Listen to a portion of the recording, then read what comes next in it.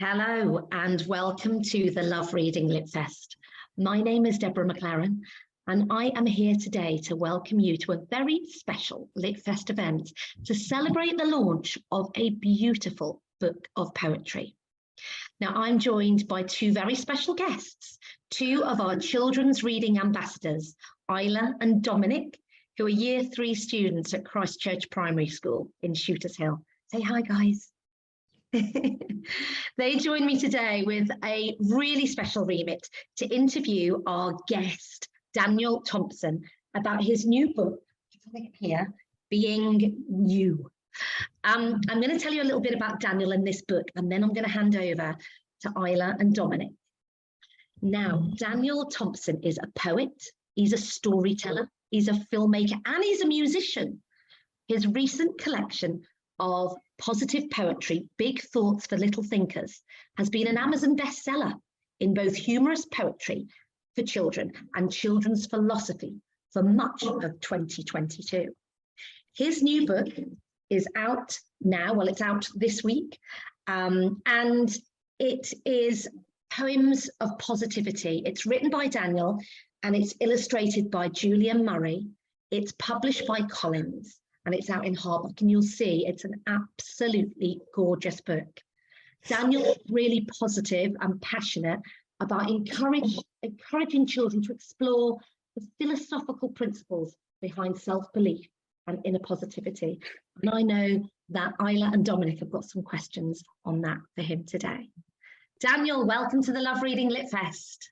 Hello, thank you for having me. Very exciting to be here. Thank you for that lovely introduction as well.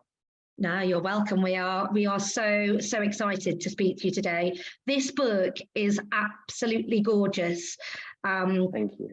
It really is. So I'm going to hand over to Isla and Dominic now to ask you your questions. I think Dominic's first. Fantastic. Over to you, Dominic. Why did you create this book and why is it so important? Hello, Dominic, first of all. Thank you for asking me these questions. So for me, I decided it was really important when I looked around at the world and I kind of thought about how things are at the moment that I write a book that deals with a few of the problems I could see. So for me, I see a lot of children now are under quite a lot of pressure with social media and entertainment and things to like all the same sorts of things, and they feel there's a lot of pressure on children to act a certain way and be a certain way. And I wanted to write something to sort of say, you know, it's okay to like those things, but also it's okay to not like those things and to like other things and have other opinions, because not everyone wants to be a YouTube star or a footballer or, you know, any of those things. And in order for the world to be as amazing and diverse as the world is, we all need to like different things, don't we?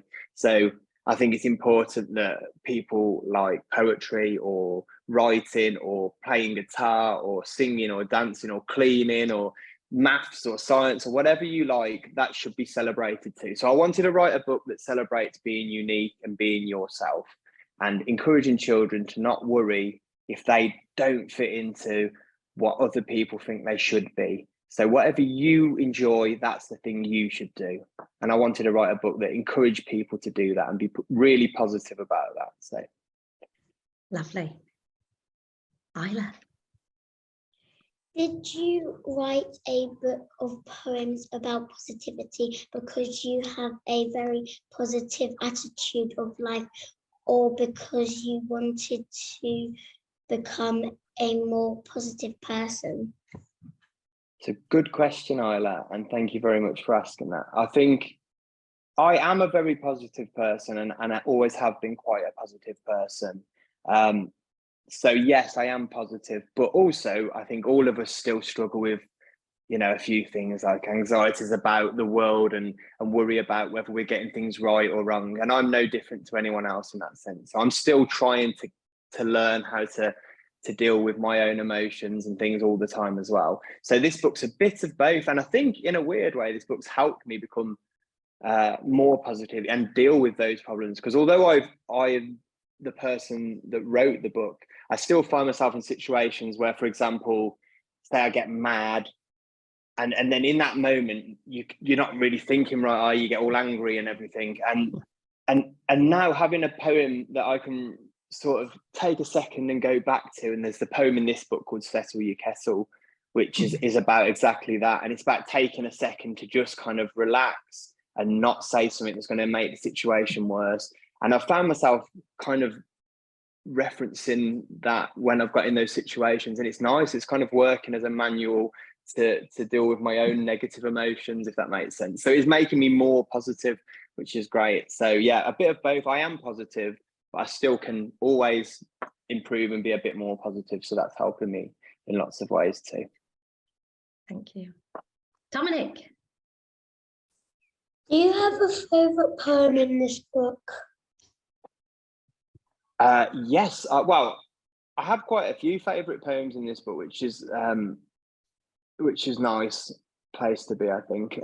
But I really like, there's a few that I really like. There's Bioluminescence, which is about, for me, is the whole ethos of this book is that one poem. It's about learning to love yourself and be yourself and make your own light, so that you don't need to rely on other people to make light for you. So you're in control of who you are and your own light, if that makes sense. So I really like that idea. And I think my other favourite poem is the one called Little Miracles. And I really like that because it's a little bit of a nod to the things that we maybe take for granted and don't appreciate that we should.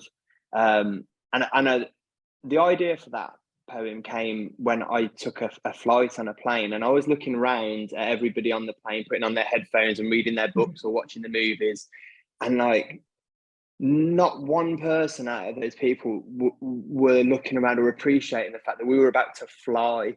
And really, when you think about how incredible that is, we were going to fly, and it becomes normal to us to do these things because we do them all the time. And I wanted to just write a little poem that stepped back from that and said, like, how amazing are all these things that we've already got, and maybe we should appreciate those a little bit. You know, you've got water in your tap, and you've got food in your kitchen, and a fire to keep you warm, and all these amazing things that we just think are everyday things, but really they're absolutely incredible things for you to have. And I really like the message of that, and maybe just taking a step back, and then you realize that maybe your life's actually quite good already. So Have you got a favourite, Dominic? Yes. Which one? Which one's your favourite? Stay weird. Yes, that's one of my favourite ones too. I nearly said that then. So. Oh, good choice. How about you, Isla? My favourite one is the importance of perspective. Oh, did you? Yeah, the way that it reads both ways. Did you like that? Yeah, I thought that was a really nice idea, and it's slightly different from the other poems in the book, isn't it? But I really like the idea of trying to change the perspective of the poem to say the importance of that message. So yeah, I'm really glad that you like that one. That's clever, really clever, that one. Oh, thank you very much. Yeah, I really enjoy that one. Yeah, it's great. I loved Being Yourself? I love that one. Oh no, Believe in Yourself. I thought that was just gorgeous. Yeah. Really lovely, and just really lovely to say out loud. You know, you can just, they're just beautiful poems to perform as well as enjoy.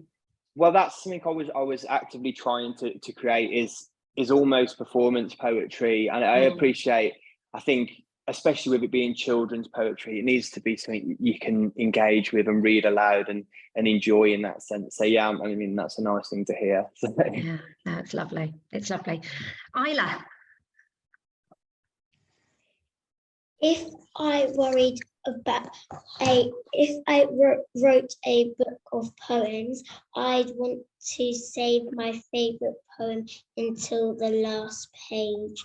How did you decide what order to put the poems in? That is a very good question. And with 50 poems, it's not a very easy thing to do. But with this book, I did have my first and my last poem as my first two in place because, and I'll show you this because I have not told anyone this yet, but the very, very first poem in the book starts with a title, and that title is Being You.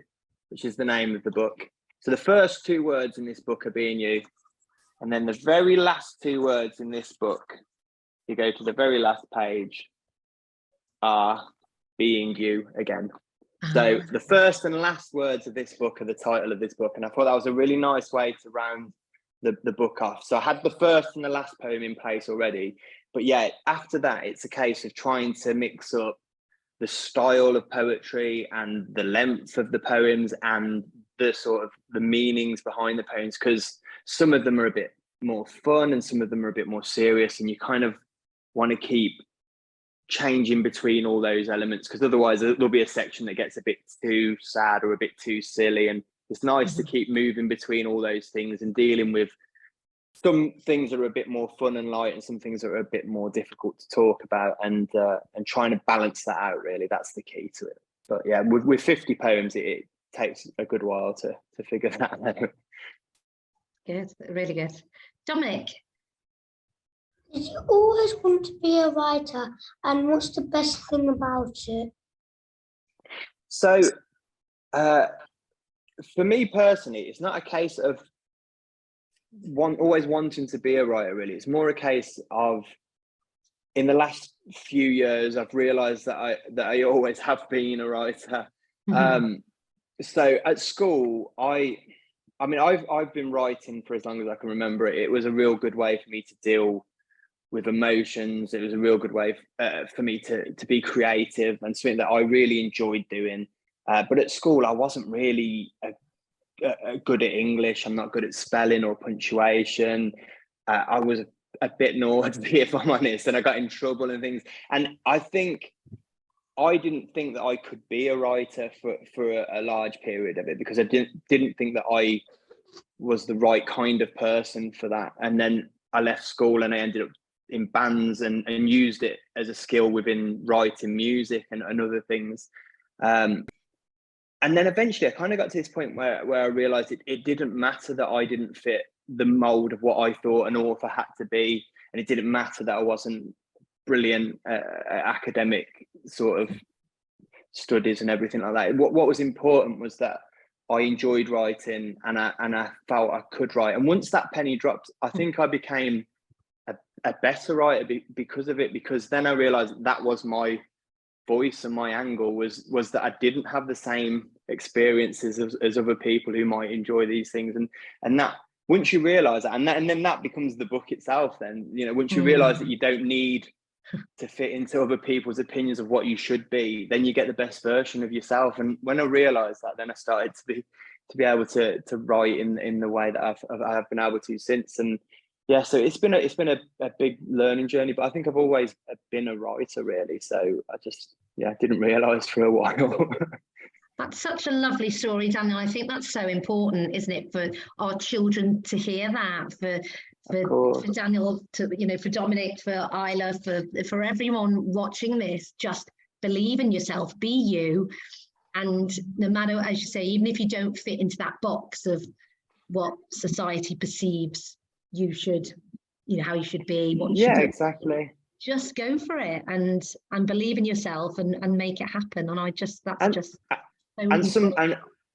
I'm a big believer that if all you try to be is what's already there, then you can never push the envelope forward. You can never create something new. So don't worry that you don't necessarily fit that, because for you to be and advance what it is that you enjoy, you've got to come as who you are and be yourself, and that's what will make you unique, and that's what will make you special. So be authentic.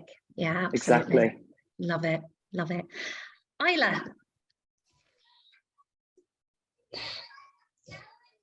How did you work with the illustrator Julia Marie to end up with such wonderful images of the book? Did you tell her what you'd imagined, or just let her read the poems to see what she came up with? Well, in short, Julia had the control over the illustrations. So here's a really interesting thing about Julia. She lives in New Zealand, which is the other side of the world. So I've never had the chance to meet Julia. Although we have spoke a few times, we don't really get to connect in that way because she lives the exact opposite side of the world to us. But we gave her the poems, and I had ideas in my head of what I thought things should be, and I had kind of thoughts about what we could do, but we gave Julia free rein to come up with her interpretation of it. And what she sent back was so much better than any ideas I had, that I mean, I was quickly okay to just accept her guidance on it. And you start to realize, again, this is the importance of allowing people to bring what they're good at and to be themselves. Like, I don't interpret the world as illustrations, and she does, and what that allows her to bring to it is so vastly above anything I could bring to it, that you have to just give them free control of it and let them be themselves with it. So yeah, it was, I mean, I don't know, what do you think, guys? Do you think she's done a good job? Because I think she's done an amazing job. They're great, aren't they? Thumbs up, 2 thumbs up from Isla. I think the illustrations are incredible, actually. And I think what always surprises me, you know, when I was new to the publishing industry, is just how little collaboration there is between an author and the illustrator. That it is just the illustrator is selected and they come up, and, you know, it somehow it works. It's brilliant. And well, I think yeah, it is that thing of you have to let people do what they do. If you try to control what they do, you're limiting what they do. I think you have to just put your trust in them and let them do their thing. And she did such a brilliant job. I think really impressed with her work. That's beautiful, really beautiful. Dominic, have you got another question? What do you think made poetry so special? Wow, that's a good question. I think there's maybe 2 things that make poetry special. I think the first thing is the fact that it's got a rhythm to it and a bounce to it. So when you hear poetry, it kind of bounces along, and it makes it interesting to listen to, even if you don't know what they're saying, doesn't it? And then you've got the rhymes and things that keep you engaged and in that sort of mindset of it being interesting. So that's a big thing about what makes poetry special, I think. But I think the other thing is, especially for poems like what this book is looking at, is you have to take really big ideas and you have to condense them down really small into a few lines, maybe 8 lines or 12 lines. And that, if you can keep the emotion and the energy and the idea that you had originally and keep it all into that condensed version of it, it becomes really powerful, because you've said something big but made it small and kind of accessible, which I think is what makes poetry strong. If you can do that, if you can make that work, then people read it and it really resonates with them, really makes sense to them in just a really short period of time. So Brilliant. It's fantastic. Isla.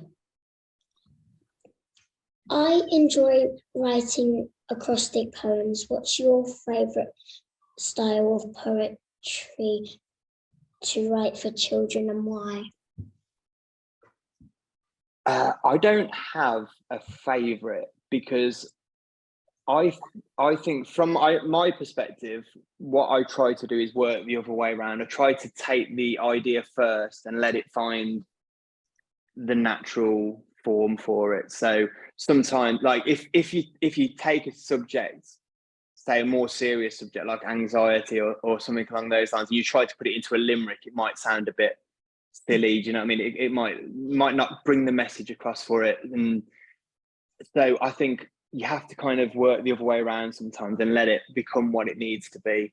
And I kind of play around with a few different styles and ideas of things, and then you'll find one that you think really works with it, and then I work that way around, because I think, yeah, I mean, I love them all really in terms of styles. I like, and throughout the book you'll see that I've tried different things. Like there are limericks and acoustic poems and bits and bobs in there that are all different rhyming patterns, and I like to challenge myself on a personal level by doing those things. But I don't really have a favorite. I just think they're all fun. It's about getting the right message into your poem in the way you want it to say what you want it to say, really. Great. Dominic, you've got a final question, I think, haven't you? You really enjoyed this book. What are you going to do next? Well, Dominic, thank you for asking that. I've just finished writing, and we are in the illustration process at the moment. A fiction book, a storybook that's called The Swatch, and it's about a little girl called Evie who goes into the forest and finds something new, and that something new is a little creature called the Swatch, and they kind of have to go on a journey together and help each other kind of overcome a few issues to solve their personal problems. And it's about being kind to each other and the importance of friendship and those sorts of things. And I don't want to tell you too much because I don't want to spoil any storylines for you or anything, but it's about a little creature called the Swatch who I'm really keen on, and I'm really excited to get it finished. I'm hoping it will be out later this year.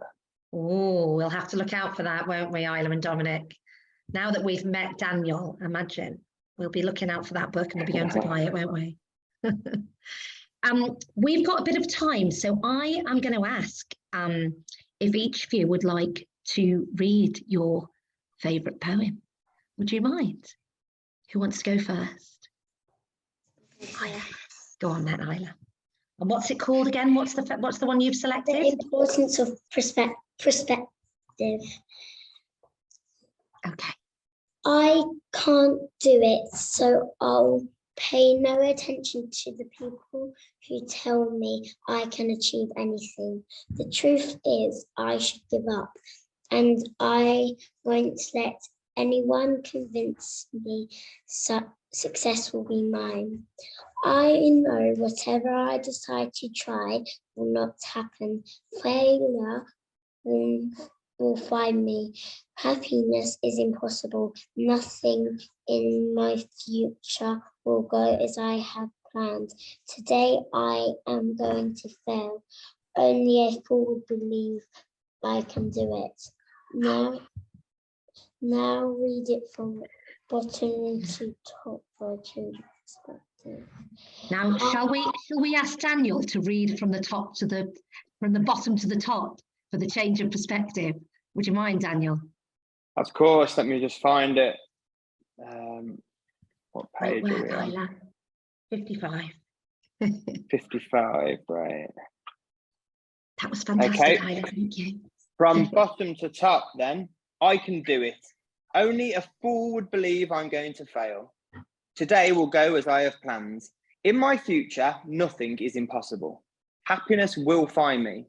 Failure will not happen. Whatever I decide to try, I know success will be mine. And I won't let anyone convince me I should give up. The truth is, I can achieve anything. So I'll pay no attention to the people who tell me I can't do it. Brilliant. You're right, Isla. That's so clever, that poem. I can see why it's your favourite. Fantastic. Thank you both. Dominic, what was your favourite again? Stay weird. Brilliant. Ready when you are. If you're worried you're weird, you probably are. But don't be disheartened at all. The weirder the weird, the weirder the stars, the weirder the coolest of cool. It's not to be feared or carried with strife. It just means expressing yourself. So go and be weird. You're not meant for a life being normal like everyone else. Yay. Well done. Well done, everyone. They were Well brilliant. done, both of you. Lovely. Very good. Absolutely fantastic. That's great. We've had so much fun, Daniel, talking to you today. Thank you so much for joining us. No problem. Thank you for having me. It's been lovely to come and talk to you guys. Thank you very much. And I hope you enjoyed the book. We all loved it. And Isla and Dominic, thank you so much. You've done such a wonderful job. Thank you for joining us and being such brilliant interviewers. So we've been talking about Being You. It's published by Collins. It's by the lovely Daniel Thompson, and it's out now. Please go and buy this book. It's beautiful. Thanks for joining us.